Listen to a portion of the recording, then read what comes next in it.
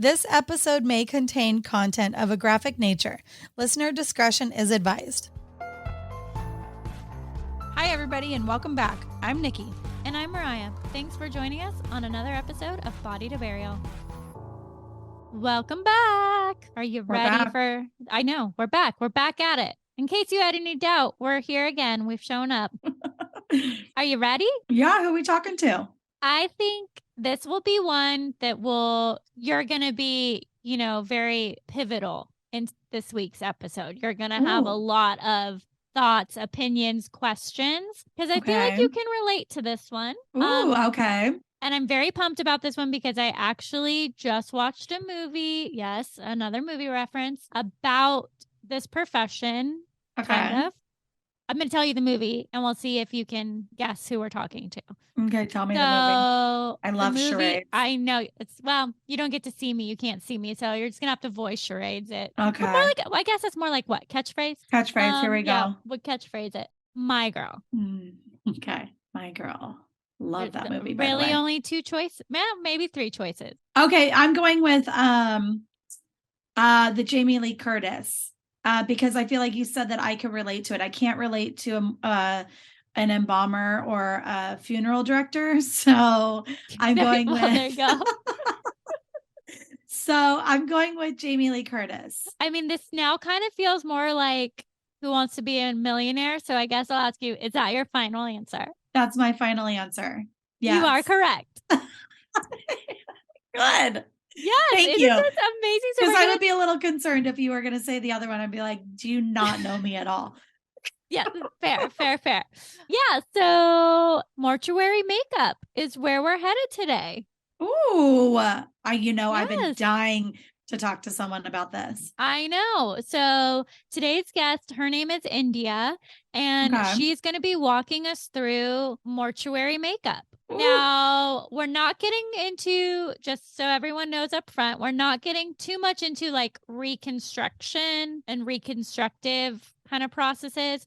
We're strictly talking makeup applications, pretty straightforward ones, and how that works. And so I think that you really do relate to that, because for those of you who don't know, Nikki has done special effects makeup. So she has all these little tips and tricks and things that you know how to do. So I feel like you guys are obviously you're doing them on living people, but I feel like there might be some crossover in products or technique that could be kind of cool. So excited. Yeah, because I want to know about product. Is it just normal product? Is it mortuary makeup product? Right. Like, is it my stuff that I have in my, makeup drawer? Exactly. Ooh, this is exciting. Right. And then I always think like, do people bring the makeup or do you just use what you have? It's like the same thing. Like when you get your makeup done, it's like, am I going to bring you my product or do you like to use what you have already? Yeah, some people do. It's personal preference. So I wonder if regular makeup works on that type of skin. Yeah, I don't know. Cause it's like, there's like the temperature aspect, right? Mm-hmm. Oh, see, so many questions. See, you don't even do makeup and you got questions. I've got a couple. I expect this will be a very Mariah quiet episode, but we'll see. We'll see if some things come to my brain. Yeah, you might trickle in there. Ooh, I'm excited. Okay, cool. Okay, well, let's grab her. India, can you hear us? I can. Yay! I'm so happy when technology works the way it's supposed to. How are you? I'm well, thank you. Awesome. Well, thank you for taking the time this afternoon to speak with Nikki and I. So we're here to talk about mortuary makeup. Tell us, how did you get into doing that? So honestly, it all started from, I guess, my own disappointment. Like, you see loved ones when you go to attend their celebrations and you're like, they just don't look like themselves. Like, what could have been done differently? And I was already a makeup artist. So I did makeup for the living, of course. I was just like, I wonder if this is something that, I could do better. I guess my thought process is, what would have happened if I would have done their makeup? However, my fear of death, kept me from even trying to inquire about it. Absolutely. That is a legitimate fear. Exactly. So years ago, I was doing a lady's makeup, one of my living clients, and out of nowhere, she said, God is going to take your biggest fear and he's going to make it your purpose. And I'm thinking to myself, there are two things that I am terrified of, and that's the dead and the dark. I don't see how God's going to do any of this. But, I was just like, okay, I wonder what it's going to be. And then I just kept thinking about it though. Like I just kept thinking about it. I'm like, I want to try this. And it was almost as if the fear had begun to leave. Like I didn't get that scary feeling, at the thought of it anymore, or the butterflies in the stomach. I'm like, okay, should I move on this like now? Because the feeling is different.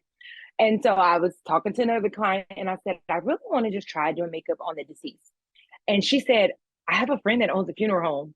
And I'm like, oh, okay, maybe I spoke too soon. And I'm like, okay. and she said, I'm going to call him right now. And I said, okay. This was a Monday night. And his first response was, can't she come to the funeral home Friday? This was in 2017. I went to the funeral home that Friday. This is my first time ever doing it, but tell him I'm coming. Like I'm there. I'm going to go. And I was like, I'm just going to try it. I'm just going to give it a try. And I did it. And he came, he looked, and he said, I've never seen anyone look like this. And I've been at that funeral home since then in 2017. So that's how I got my start. Okay, India, we have to back up a second because I need to understand what you were thinking as you were driving to the funeral home for the first time, because I'm hearing you say it and my hands are getting sweaty. I'm stressing about it. So what was that drive like? So leading up to the drive, I called everyone that I could think of to ask if they wanted to go with me. And everybody was like, no. So the friend who actually made the connection, I called her and I'm like, listen, you have to go. Like you have to go. And so I used the excuse. I'm like, you got to introduce me to his name is Bobby, the guy who owns the funeral home. I'm like, you got to introduce me to Bobby. Like it's only right. But I really wanted her to go because I was afraid to go by myself. Just not knowing what to expect. Like, how would the room look? Would I be in there by myself? Would there be other, bodies in the room as well? Like I had so many questions going on through my head. And I think growing up, we have this perception of death, or at least I did.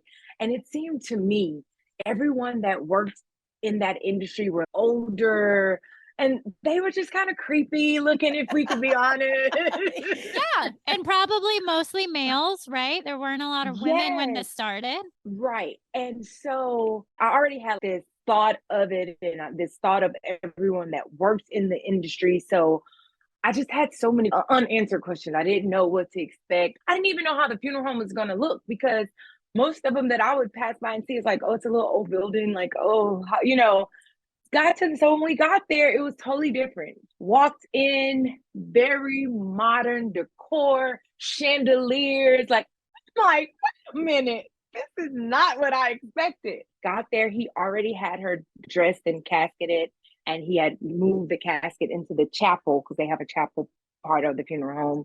So it was wide open, bright light. So instantly, I just kind of felt relieved. Like, okay, there's no reason to be scared. I'm not in this closed off room by myself. And as I walked up to approach the casket before I began, I literally felt a peace come over me that I cannot explain. Really? And I was just, yes, it was like one of the most peaceful moments that I had encountered. And I'm like, I know this is just God answering my prayers, because that's all I kept saying. Like, whatever happens, I don't want to be scared. I don't want to be spooked. And I honestly believe, because of that experience being so peaceful, that's what kind of drove or pushed me to want to keep doing it. Because had that first experience been bad, I probably would have never gone back, ever. Oh, yeah. Yeah, absolutely. That makes sense. And so after years of doing it and being around it, I actually just graduated from mortuary school myself in June of last year. So I'm actually a mortician now as well. Amazing. Congrats. Thank you. So your life just changed around just from that one quick 5 days. That quick turnaround. I'm so happy we're talking to you, because I've always wondered about products and things like that on a deceased person, as opposed to makeup that you use on the living, and heat and cold and all that type of stuff. And do you do their hair too, or is a separate person come in for that? I have so many questions. So I guess I will start with, what kind of products do you use? Well, hold on. I'm gonna back you up a second, Nikki. Okay. Why back don't me we up. Yeah, I'm gonna back you up. Why don't we start with what's the process? So Okay. you get a phone call from a funeral home and then you come in, and do you meet with the family members yourself, or did they meet with Bobby and then he relays that to you? Like, how does the process work before leading up to you starting? So Bobby or whichever funeral director whose case it is, they speak with the family, they meet with the family, they discuss their needs or their requests, like if they want something natural, if the person was or was not a makeup wearer, if they have a particular lip color that, you know, that they were accustomed to seeing them wearing. I always tell them, find that information out for me and then try to get me about 5 to 6 photos of the person, because my goal is to make them look the way they looked when they were living, opposed to matching the color once they've already passed away. So they already have that conversation prior to me getting there, and they have this information for me when I arrive. So do you do their makeup always with them already placed in the casket? Or I'm picturing like My Girl, because that's my Oh my only God, reference. yes. So Me hard. too. Okay, good. Nikki and I like movie references. So I'm picturing Jamie Lee Curtis downstairs working on the like what looks like an autopsy table, like a metal table. So are they in the casket or sometimes both, or where are they when you are doing So this? both. It depends on the timing. It depends on the lineup for the week, like how busy we are and where they are in the dressing process. What is the dressing process? So if, let's say our funeral home has 4 services planned for this Saturday, and if I go on Thursday, then they typically will dress them in the order that the family will come in for that first initial viewing, because all of our embalming is done off-site. So if the embalming facility has already returned the deceased back to the funeral home and they've started to dress them already, then I may get there and there may be 1 or 2 already dressed, casketed, and then they're just waiting on me to do hair and makeup. Then there are some instances where they're not dressed yet, and it just also depends on my timing. So if I'm not, you know, in and out or in a rush to go, maybe I have to go to another funeral home or do something else, then I can wait for them to dress and casket and then I can finish up. But if not, then once I finish the 2 that's already dressed and casketed, if they're not done with them, hey, I'm going to go in the exam room or the prep room and I'll knock out the last 2, and they will be on the metal table that you're speaking about, head still on like the little styrofoam block to hold it up. So I do it both ways. My preference is to have them dressed and casketed. If I'm going to a funeral home that I'm not familiar with or that is not the funeral home where I work at, then I will request it. I typically ask, hey, is it possible to have them already dressed and casketed before I arrive? That is always my first request. To me, it's just a little easier. One, because once I do the makeup, or even if I have to do the hair, I prefer them to not be moved again. Mistakes happen or mishaps does happen. And I had one that was kind of flipped a little bit going into it. So I had to go back and touch up. So I would prefer them to kind of be already in their final position before I arrive, so we don't have to worry about a lot of transferring after the fact. I have a quick question with that. So if you do someone on a Thursday, their viewing isn't till Saturday, their makeup and their hair just stays like as if you did it on Thursday. There's no touching up before they go in. So correct, it does last. So if I do it on Thursday, typically the family first viewing is always on Friday before the service. The family is always going to come in a day before the actual service. And it is a case by case basis. So I'll let you guys know, over the years, I've been taking case studies because I noticed, depending on the cause of death, depending on if they've had any chemo, radiation, or depending on the medication, sometimes the reaction to the cosmetics are different. And I've noticed over the years, typically with cancer patients, their skin absorbs the makeup way more than a typical case. Really? So, yes. I wonder why that is. I have not found out the scientific reasoning behind it, but I've noticed over time, I would do them on a Thursday, and then Friday morning, the funeral home would call me back and like, hey, all of her makeup is gone. So then I begin to ask questions. Hey, what was the cause of death for this person? and then I would take notes on it. And I've noticed mostly cancer patients, for whatever reason, their body absorbs the makeup. Eyeshadow, foundation, everything. Everything.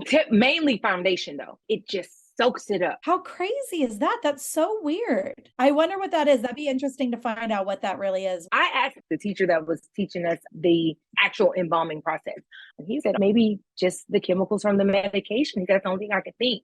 Because I had questions about it. Because I'm like, that is so weird. But that's been the trend that I've come in contact with. And the makeup that you use are you using mortuary makeup? Are you using some mortuary makeup and some cosmetics? It depends on the case. And I'll tell you why I started to do that. Because I have tried several different brands of mortuary makeup. And to me personally, and this is my opinion, they set with an ash or a greenish cast. I don't care how well it looks when you first do it, when it's set, it just always leaves like this almost grayish, ashy look to it. And so I started experimenting. So I've done cases with just your everyday cosmetics. And my two go-tos is Black Opal. They have cream foundation sticks. That's one of them. And then Krylon, which is a more theatrical makeup. Yeah. I use them as well. Okay. Because that's really thick. It's like a thicker. Very opaque. Yes. Yeah. But it still leaves a very natural color and finish on the skin. I was thinking they can't just be like a MAC. MAC would be, I would assume, so thin on skin, because what is the skin tone of people when you're putting on the makeup? Like their skin tone doesn't have any red anymore, I'm assuming, but am I wrong? I don't know. It depends. It depends on the embalming, because you can actually color correct from the inside. So embalming fluid comes in colors. A lot of people don't know that, but there's tones and colors and shades for embalming fluid. So if you have a great embalmer and they help you by, starting the process of the color correcting during the embalming step or the embalming phase, it makes it gives a more natural finish even before you put on makeup. So that's your first, attack to the discoloration or to color correcting. You can do it from the embalming process. Then prior to the makeup, there's a product called Glow Tint. And it comes in several shades, but they're all red or warm base. And it's a liquid that you brush on and you let it sit and dry and absorb in the skin. And it brings that warmth back, that redness that you're asking about. That Glow Tint brings that back to the skin. So you can prep. It's almost like a primer, but yeah, you can prime or prep with that before the makeup application. Oh, this is so fascinating, because I'm picturing myself like how you started, because I'm only picturing doing it on the living, and you know how to correct things that, like yellows, and you need to put a blue to fix this color and things like that. I'm very fascinated by this whole thing. And then their hair, you do their hair as well? I do their hair as well. Of course, you have some where you would style their natural hair if the family is requesting that, or then you have some where the family is requesting that a wig be placed on. So then the styling will be done to the wig, and then we put the wig on. Yeah. So when you style their hair, if they don't want the wig, are you wetting it, shampooing it, and then blow drying it? Yes, ma'am. I have shampooed, I have blow dried, I have colored, I have relaxed. I have done it all. Yeah, because I have clients that have asked me, will you do my hair when I pass away? And it always, because I know them on such a personal level, I don't think I would be scared. I would be sad, but I don't know if I would be scared. But I don't know. I mean, it's never happened yet, but I've had people ask me, and I never said no because I love them. You know what I mean? Like, I'm never going to say no, but I'm thinking realistically, how am I going to do that? How do you do someone's hair that I'm used to doing it to them while they're alive? Like, how do you do their hair color wise or styling wise? But you just do it the same way, right? Do it the same way. Of course, you're going to need assistance because you're going to have to position them for the shampooing or the rinsing out.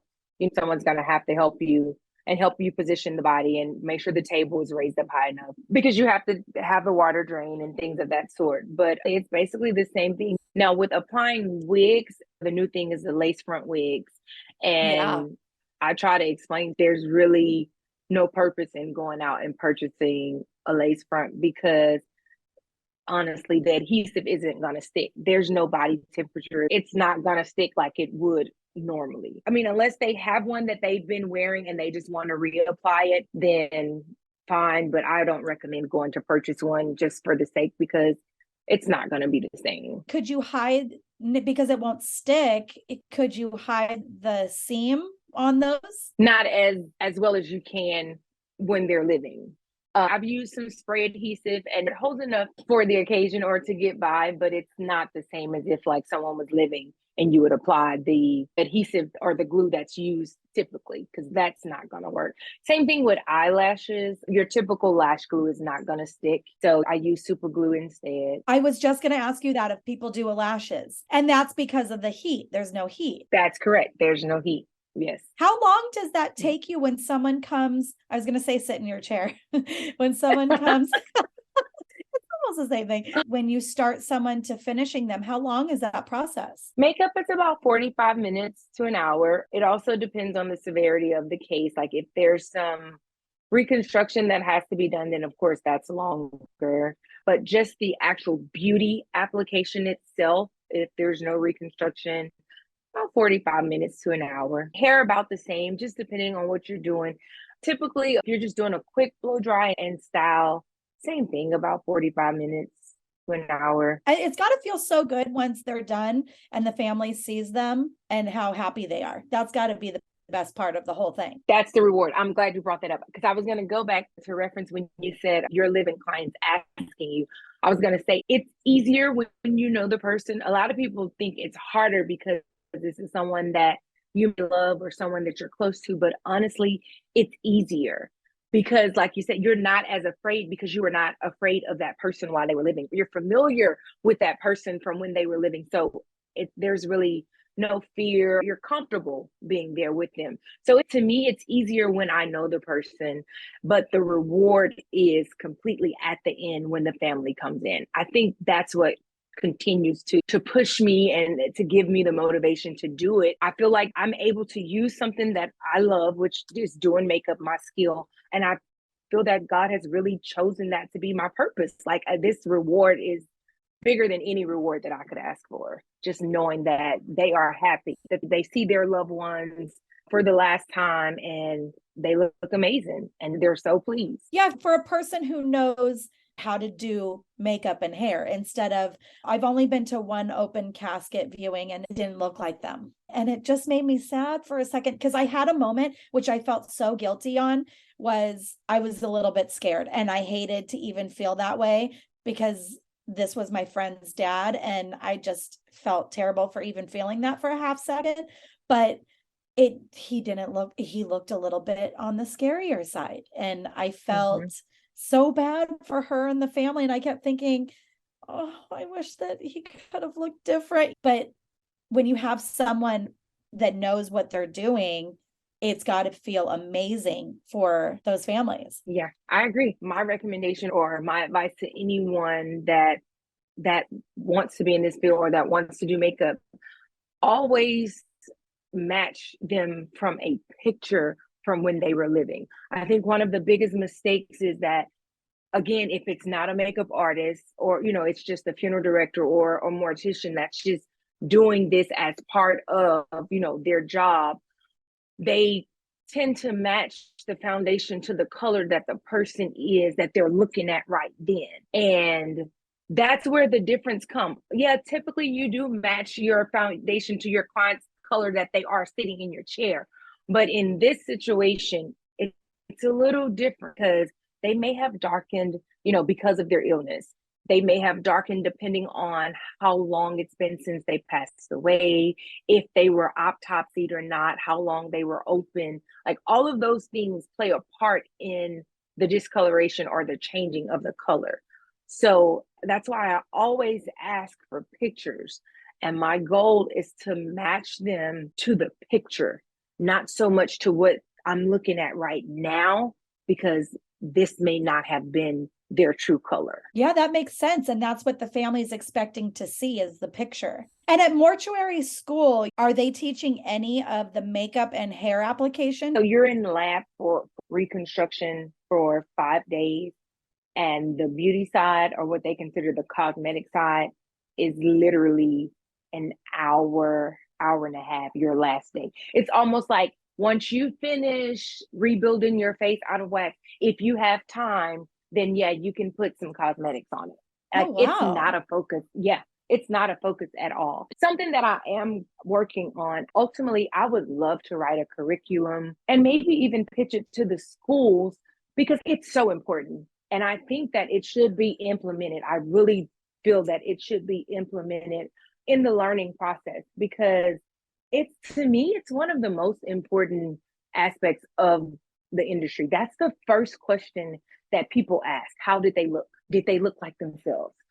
So I really want to be an advocate for pushing the importance of having makeup or makeup artists in the industry. So, yeah, I'm really shocked that it's not. That actually does blow my mind. Do a lot of people in your position, do they have their cosmetology license and then go into this kind of like you did? Probably so. For hair anyway. For makeup, because we are in Texas, there's no license required to do professional makeup in Texas. I have a cosmetology license only because I went to cosmetology school while I was in high school many years ago. So if you have any makeup artist that's interested, it's kind of like me. They just found that interest and start to explore it. But honestly, it's not very big. Even in the funeral industry, it's almost hard to even convince funeral homes that they need it because funeral directors or morticians were the ones doing it all from the time they began working. So they don't really see the value in it. They've been getting business for years and this has worked for them. One of my biggest pitches when I go and try to talk to them to get new business or to make them understand, I'm like, it's not taught in the schools. You guys haven't taken a refreshers course. And unfortunately, we have more millennials and younger people that's passing away. And they don't want their loved ones looking dead. I mean, for lack of better words, but they don't want them looking dead. Yeah, and exactly. So that's my pitch. Or even if it's my parents that's passing away, I don't want to see my mom looking like this. I want her to look the way I remember her looking. So that's one of my pitches when I go to talk to them to bring them on board and like, hey, just put me on your call list. If a family requests a makeup artist, then reach out to me. And once they see me do it one time, then it's like, okay, now I have them sold on it. Kind of going back to historically how this has always been done. It's been done by a funeral director. And I kind of like age and gender stereotyping here. But my assumption is that like a 50-year-old man doesn't know how to do makeup on a woman in her 30s. So were they not really taking into account truly what this person look like in their real life, and they're just trying to smooth it out a little bit so it doesn't look gray? That's exactly what they're doing. That's exactly what they're doing. And so having the makeup artist, I mean, you could do wing liner. Like it's more custom to who that person was. Yes, absolutely. And I've been called by families who've gone into the funeral home to view their loved one and were not pleased. They were disappointed. And I've been called to go and fix it. And it's for that reason. When you go to fix it, are you removing what that funeral home has done and then you just start from scratch, or you're building on what was already there? I typically remove. Do you have to use something special for that? Because I imagine you're not using like a Neutrogena face wipe. I use alcohol and a towel. Yeah. Alcohol is it brings it up the easiest. It's so interesting how absorbent, like a sponge, that the skin is. Yeah, the embalming plays a big part in that as well, in the timing or in the order of how they do it. So you have some that will embalm immediately and then refrigerate. And typically in those cases, they embalm harder because they're thinking they got to preserve it for longer. But then you have some, if they refrigerate immediately and then do the embalming the day before they start the dressing, or even the morning before they start the dressing and the casketing, then you only have to preserve for a day or two because that's typically on a Thursday. The service is on Saturday. You only need to preserve for those 2 days. So you don't have to embalm as hard and you'll get a more natural finish.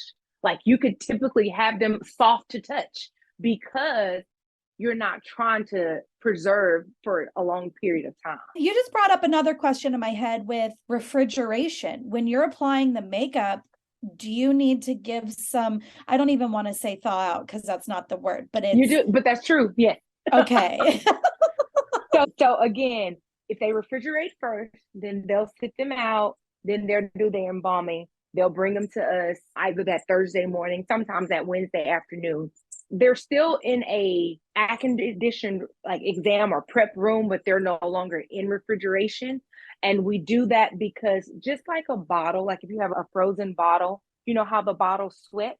Yes. When it's thawing out, the body does the same thing. So you want it to sweat, you want that to get out so that you can then dry it before you begin the cosmetizing and the dressing and everything. Oh. So you're correct. Yes, you do have to thaw it out. Well, let's just segue to a couple fun questions and we'll let India get on with her afternoon. Okay, perfect. So mine, India, is if you were to pick your last meal, what would it be? Probably a crunchy taco. I can eat crunchy tacos every day.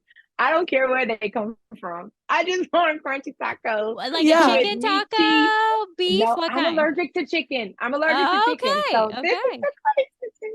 But a beef crunchy taco, lettuce, cheese, and sour cream. No tomatoes. I don't eat tomatoes. I love it. But yeah. I love it. That's my favorite. Mine is definitely going to be Mexican. I want like crispy chicken tacos, chips and salsa. I want a margarita. Yes. Yeah. Yes. I love it. I always like to ask everybody, what is something that you collect besides makeup? Collect Starbucks cups.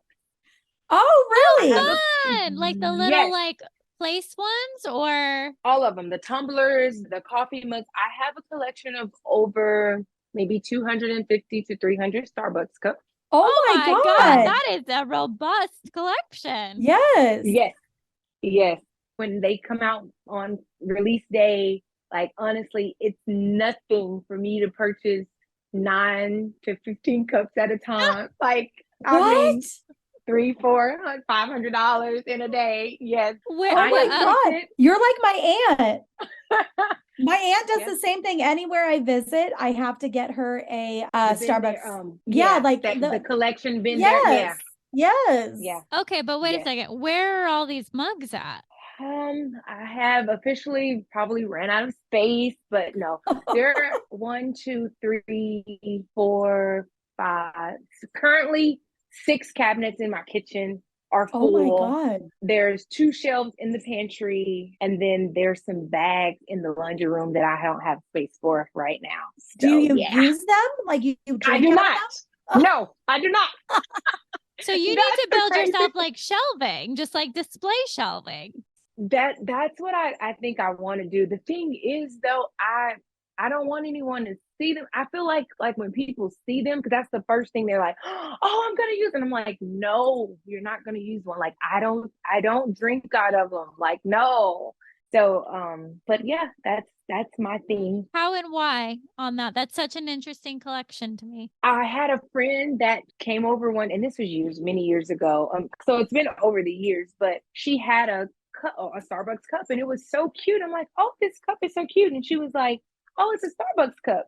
Well, at the time, you used to be able to go to their website and you could order cups, but now you can't do it. They don't even sell them on their website anymore. So, but I started she had a cup that I thought was cute. I placed that first order and then it just got out of hand after that because the collections are regional. So I have people like in different states. I'm like, hey, can you go check for this and mail it to me? Hey, can you I have everybody on the search.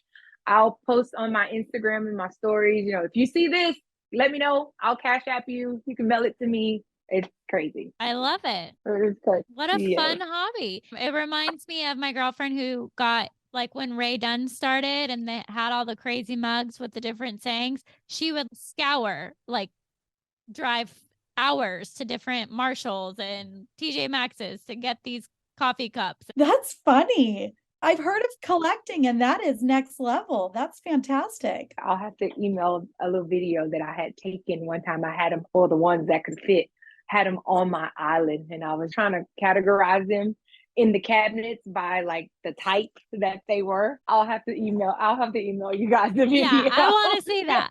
I do. I will. I want to see I it. I will. This was so much fun, India, and you are such a pleasure. Thank you again for taking the time. It was delightful. I appreciate the opportunity so much. I could talk about it all day, every day. Such a joy for me.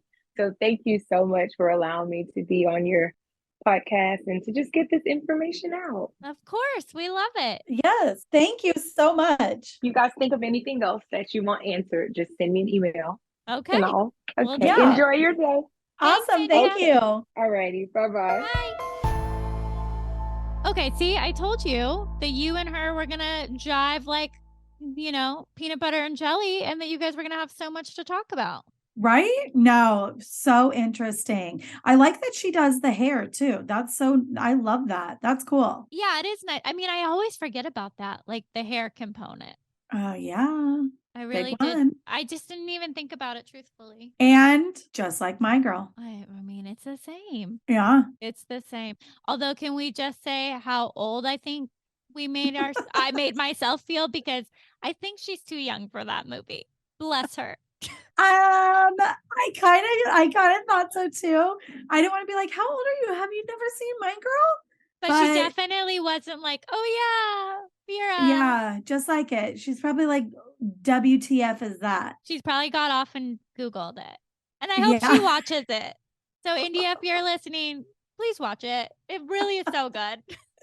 Oh God, I love that movie. Or she could be like Will, and he's a full-fledged adult and he still has never seen anything. So I mean, that's fair. He's very lacking in his 80s, early 90s movie kills me exposure. So that's fair too. So it kills me. Yeah. Either scenario, India, whichever it is, highly recommend it. So it's awesome. A classic. It's a classic. Classic. Well, this is a job that would be for me. I mean, I don't know if it could be my full-time job, but like I said, I could use if my clients need the services. So are you going to update that on your website? No, I'm not. You offer that? No, I mean, the ones that have asked me and the ones that I completely love, like I'm going to be there. You'll do it? You really will do it? You'll go to the funeral home? Yeah. Yeah. Oh my because gosh, I love them. I love them. Okay. But all my clients, I don't do new people. So it's everybody that I've done. And if it is new people, it's people that are connected to someone that I've been doing for like 20 plus years. So I mean, this is a relationship. I'm not going to do like a call in, hey, we got Sandy. I'm like, sure. Oh no, Sandy. Sure. So, if I've got my regular and my person that I've had a relationship all these years, and I'm going to go to your funeral anyways, whether I do it or not. Yeah. So, yeah, that's fair. Okay. I can see that. I mean, I don't know if I could pull myself together to do the whole thing because I might be upset. And I don't know if I've done, I mean, I'd have to do a couple trial runs for the makeup just in case I'm not going to get you right the first time, but can you do that? Because the skin is, do you get more than one trial? I think it's like a one and done. No? I don't know. Like a wedding trial, like maybe we'll come back again. Yeah. See, I don't know that can happen. I don't know. I'll do their hair 100% for sure. I'll make a stab at the makeup. I don't know. I mean, product wise, plus I'd have to get all new makeups because I'm not going to obviously reuse my own. So there's a lot of factors. So if you give me your makeup kit, I'll give it a stab. But for your hair, for sure. Okay. Yeah. So we'll see. This is probably a no for you. This is a no for me, but I can't even do my own makeup. So this would be super intimidating to me on so many levels. This is a definite no for me. Yeah, this is a definite yes for me. But if I know you and you're my longstanding client, that's it. That's my rule. Okay. Well, what about me? Because I'm not your client. I would do it for you because I like you and you're my friend. Okay. You're my good friend. Okay. Just checking. All right. Well, let's see what next week leads. Yeah. And hey, if you have an occupation that you would like us to interview and could be the episode for you, send us an email or contact us over any of our social media channels, and we'll see what we can do to make that happen. Because not only do I want to get guests that excite Nikki, but let's try to get one of yours too. So send us your requests and we'll see what we can do. Okay. Thanks, guys. See you next week. Thank you so much for listening and supporting us. We do encourage you to follow us at Instagram at Body to Burial. Hit us up on Twitter at Body to Burial. And you guessed it, you can send us an email to hello@bodytoburial.com. If you have any guest suggestions, just let us know. Please hit the subscribe button or follow button on whatever app you are listening to. Thanks so much, guys. See you next time.